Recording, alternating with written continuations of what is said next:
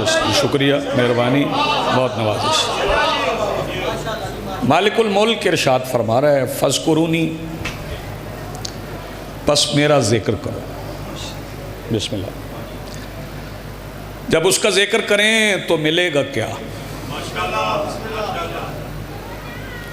چونکہ اعمال صالح کے نتیجہ میں وعدہ ہے پروردگار کا کہ نجات ملے گی، جنت ملے گی، توبہ ملے گی، کوثر ملے گی، لیکن یہاں نہ جنت کا تذکرہ ہے، نہ توبہ کا ذکر ہے، نہ کوثر کی بات ہے۔ فرما رہے فَاذْكُرُونِی، پس میرا ذکر کرو، اذکرکم، تم میرا ذکر کرو میں تمہیں ذکر بنا دوں گا۔ اللہ کا ذکر کرنا ہے کہ چونکہ سامنے مسجد بھی ہے، بارگاہ میں حاضر ہیں ہم، عموماً بندے یہ سمجھتے ہیں کہ کچھ لوگ ذکر خدا نہیں کرتے، کچھ بندے یہ سمجھتے ہیں کہ کچھ افراد ذکر آل محمد نہیں کرتے۔ میرا خیال ہے کہ سمجھنے میں کہیں غلطی ہے، ایک دوسرے کو سمجھنے میں غلطی ہے۔ ذکر خدا بھی سارے ہی کرتے ہیں اور کچھ افراد ذکر آل محمد بھی کرتے ہیں، لیکن ذکر خدا کیسے ممکن ہے، کیسے کریں؟ ہمارے پاس اللہ کو سمجھنے کا جو سب سے بڑا ذریعہ ہے، معرفت خدا کا جو سب سے بڑا ذریعہ ہے، وہ سرکار دو عالم کی ذات ہے۔ سرکار دو عالم نے یہ نہیں فرمایا کہ جو اللہ کی معرفت کے بغیر مر گیا وہ جہالت کی موت مر گیا۔ میں جلدی جلدی باتیں کہنے والا خطیب نہیں۔ سرکار نے یہ ہرگز نہیں فرمایا کہ جو اللہ کی معرفت کے بغیر مرا وہ جہالت کی موت مرا۔ فرمایا من مات ولم یعرف امام الزمانے، جو اپنے زمانے کے امام کی معرفت کے بغیر مرا۔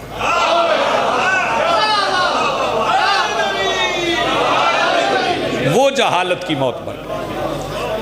چونکہ اللہ کی معرفت، اس کے بارے میں وقت میں نے پوچھ لی ہے، اور یہ میرے سامنے بائیں طرف بیٹھے ہوئے جناب لال خان بلوچ صاحب مقرر بھی ہیں، محرر بھی ہیں، ناظم بھی ہیں، تو ان کی طرف آپ کی توجہ نہ رہے، یہ کچھ لکھتے بھی رہیں گے، کچھ مٹاتے بھی رہیں گے، تو آپ میری طرف توجہ رکھیے گا۔ اللہ کی معرفت کے لیے چونکہ ہمارے پاس سرکار دو عالم کا وسیلہ ہے، تو سرکار دو عالم کی جگہ پر سرکار اللہ کی جگہ پہ بولتے ہیں، علی رسول کی جگہ پہ بولتے ہیں۔ بہت شکریہ، بڑی مہربانی۔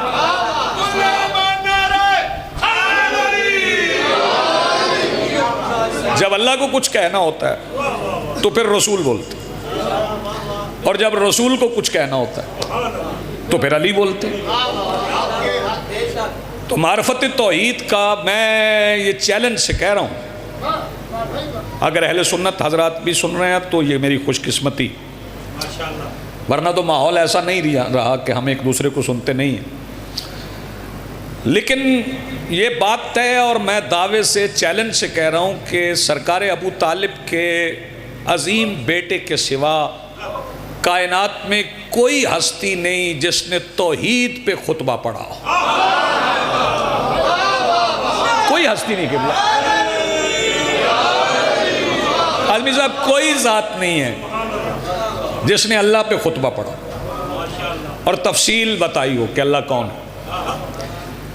وہ نہج البلاغہ کا پہلا خطبہ ہے، پہلا خطبہ نہج البلاغہ کا، جس میں مالک ارشاد فرماتے ہیں بسم اللہ الرحمن الرحیم الحمدللہ۔ یہ جو لفظ ہے نا الحمدللہ، کچھ لفظیں ایسی ہیں جو خاندان بنو ہاشم کے خطبے کا سہرا ہیں۔ آپ تو لفظ جانتے ہیں بابا جی، جو آل محمد کے تمام تر خطبات کی جان ہے۔ مثلاً الحمدللہ سرکار ابو طالب نے رسول پاک کا نکاح پڑھا تو الحمدللہ سے شروع کیا. بہت شکریہ، بڑی مہربانی. سرکار امیر المومنین کعبہ میں آئے تو الحمدللہ سے آغاز کیا. شہزادی کونین نے دربار میں خطبہ پڑھا تو الحمدللہ سے شروع کیا. مولا سجاد نے خطبہ پڑھا تو الحمدللہ سے شروع کیا.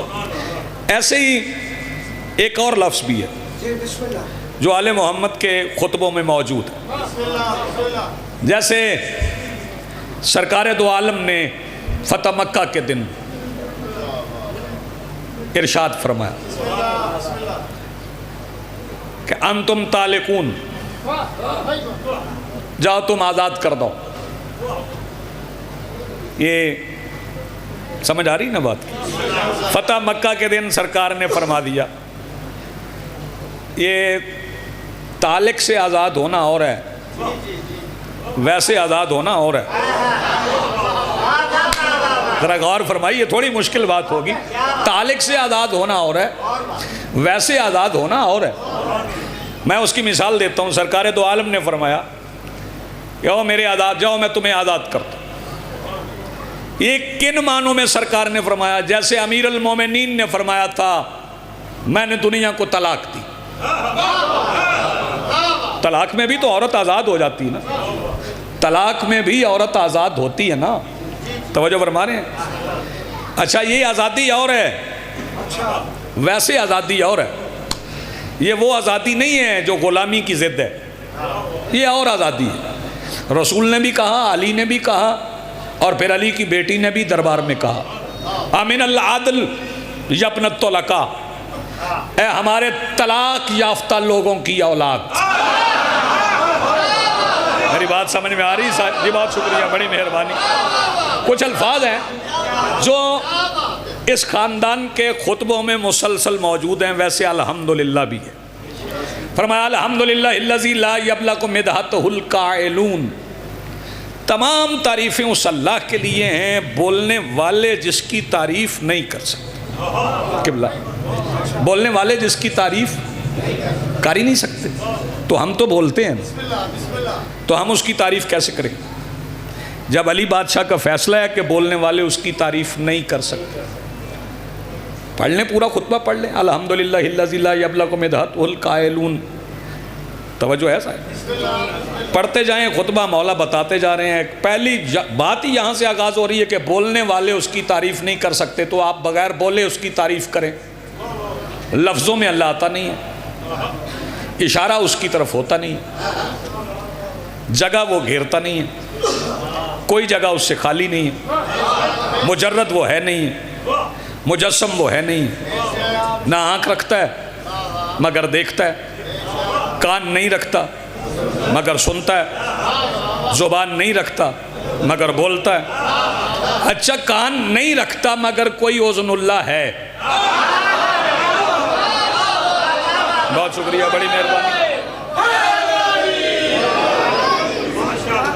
اور یہاں پر میں اپنے کچھ جذباتی دوستوں کی خدمت میں، اصلاح تو میں نہیں کر رہا، میں تو خود قابل اصلاح ہوں، ویسے ایک مشورہ عرض کر رہا ہوں کہ وہ کچھ بندے کہتے ہیں علی کی آنکھ عین اللہ ہے. کیوں قبلہ؟ علی کی زبان لسان اللہ. غلط کہتے ہیں. بندے کہتے ہیں علی کا کان اذن اللہ. آئیں جی آئیں، مار صاحب آئیں، صلوات پڑھنے بلند آواز سے.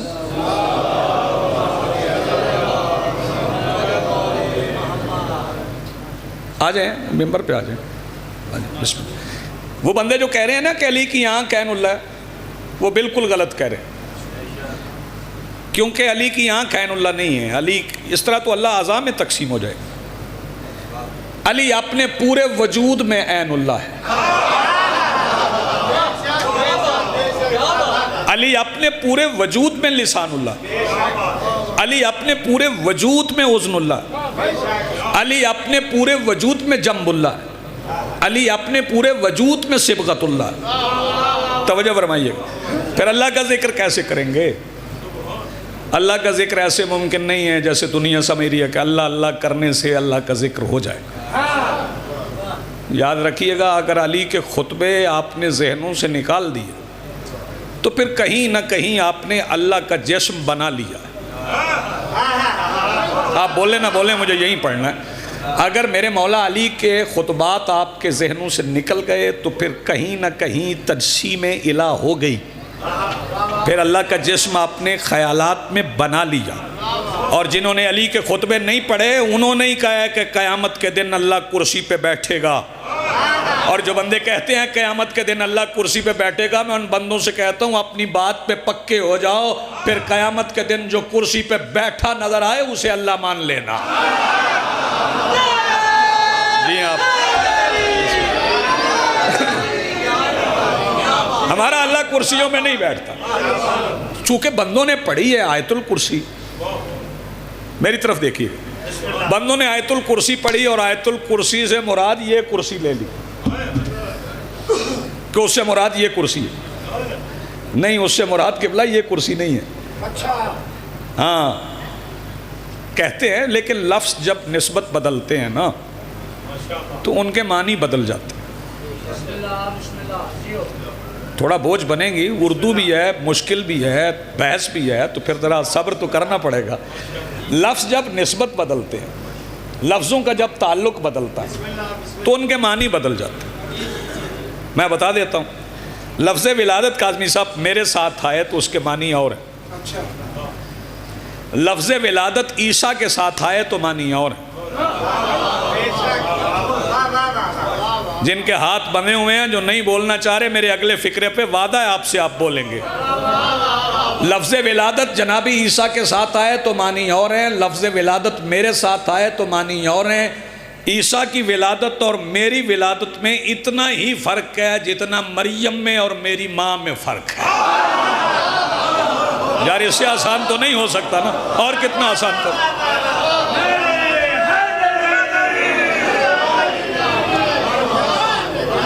لفظوں کے نسبت بدل جائے تو معنی بدل جاتے۔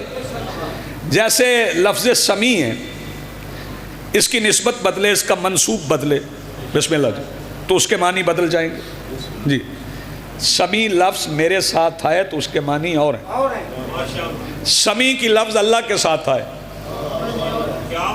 تو اس کے معنی بولو اور ہیں۔ مثلا ہر کسی کی سماعت ایک جیسی نہیں ہوتی، برابر نہیں ہے سماعت۔ مطلقاً سمیع اللہ ہے، یہ باتیں بھی سن لیا کریں۔ مطلقاً سمیع اللہ ہے، چونکہ سمیع اللہ ہے تو پھر وہ جسے چاہتا ہے اتنا سمیع بنا دیتا ہے، جتنا چاہتا ہے اتنا سمیع بنا دیتا ہے۔ دیکھ لیں ہم جب یہ کبر سینی میں آتے ہیں، جب ضعیف ہو جاتے ہیں، جب بوڑھے ہو جاتے ہیں تو سماعتیں کمزور ہو جاتی ہیں، آلات لگ جاتے ہیں۔ حالانکہ وہ کہہ رہے ہیں وَجَعَلْنَاهُ سَمِيعًا بَصِيرًا، ہم نے انہیں سمیع و بصیر بنایا، لیکن کوئی سمیع اس نے ایسے بھی بنائے ہیں۔ چلے میں آپ سے پوچھتا ہوں کہ آپ بہت سنتے ہوں گے، بہت اچھا سنتے ہوں گے، اچھا سننا اور زیادہ سننا اس میں فرق ہوتا ہے، توجہ فرمائیے گا۔ اچھا یہ کبھی آپ زمین سے چونٹی اٹھا کے کان میں رکھیں، میں یہ نہیں پوچھتا کہ آپ مجھے بتائیں اس نے کیا کہا، میں صرف یہ پوچھتا ہوں کہ یہ بتا دیں اس کی آواز آئی ہے؟ کہیں آئی گی آواز؟ کان میں بھی رکھیں چونٹی کو تو آواز نہیں آئی، لیکن کسی کو اس نے اتنی سماعت دے دی کہ وہ تخت پہ پرواز کر رہا تھا، زمین پہ چیونٹیوں سے کچھ کہہ رہی تھی، اور انہوں نے پرواز کرتے ہوئے سن لیا کہ تخت اتار لیا اور اٹھا کے ہتھیلی پہ رکھ لیا، اور قرآن کہہ رہا ہے کہ جب چیونٹی نے چیونٹوں سے کہا ادخلوا مساکنکم ولا یحطمنکم سلیمان وجنودہ، آپ نے اپنے بلوں میں داخل ہو جاؤ، وہ جناب سلیمان نے سن لیا۔ تو سلیمان کیا ہے؟ سلیمان مصطفیٰ کا پسینہ ہے۔ مجھے حیرت ہے مسلمان کی فکر پہ کہ اگر سلیمان تخت پہ بیٹھ کے چیونٹی کی آواز سن لیں تو کسی مسلمان کو حیرانی نہیں، اور اگر مصطفیٰ خیبر سے بلائیں علی مدینے میں سنیں۔ بہت شکریہ،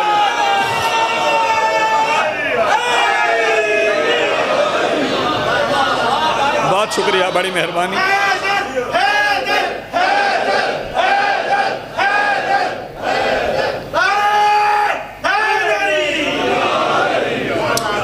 تو یہ حصہ قبلہ ملتا ہے، وہ اپنی صفات میں سے حصہ دیتا ہے بندوں کو، توجہ فرمائیے گا۔ اور شاہ جی یہ حصہ کاظمی صاحب ایسے ملتا ہے، قبلہ یہ حصہ ایسے ملتا ہے بھائی جان، رائے صاحب حصہ ایسے ملے گا، آپ کو بھی محروم نہیں رکھے، آپ کو محروم نہیں رکھے گا۔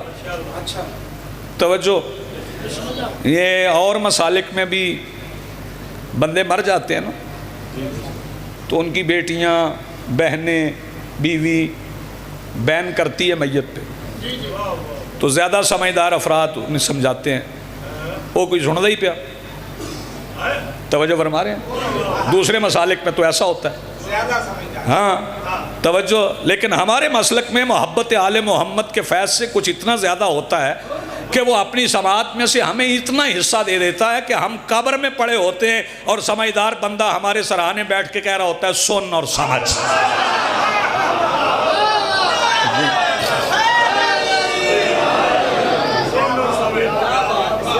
میں آپ کو ایک ایسے مقام پہ لے آؤں جہاں میں بات پہنچا سکتا ہوں۔ اس کا مطلب ہے سماعت اللہ نے اپنی سماعت میں سے بندوں کو دی نا، بولیے یار، اس نے سماعت اپنی سماعت میں سے آپ کو دی ہے نا۔ ہم تو عام بندے ہیں، آئے تو نجس تھے، جائیں گے تو غسل سے پہلے نجس رہیں گے، پھر غسل میت کے بعد کفن پہنایا جائے گا، توجہ فرما رہے ہیں، غور فرمائیے گا۔ ہم تو معمولی سے بندے ہیں، ہم تو وہ ہیں جن کے بارے میں قرآن کہتا ہے وَاللَّهُ أَخْرَجَكُم مِّن بُطُونِ أُمَّهَاتِكُمْ لَا تَعْلَمُونَ شَيْئًا، کہ ہم نے تمہیں ماؤں کے رحموں سے ایسے نکالا ہے کہ تم کچھ نہیں جانتے تھے۔ ہم ایسے بندے ہیں اور ہمیں اپنی صفات میں سے حصہ دیتا ہے، یعنی تم جیسے بندوں کو اگر اللہ صفات میں سے حصہ دے تو اعتراض نہیں، اور اگر علی کو عین اللہ بنا لے تو اعتراض کیوں ہے؟ غور فرما رہے ہیں آپ، اگر حسن اللہ علی ہو تو پھر اعتراض کیوں ہے؟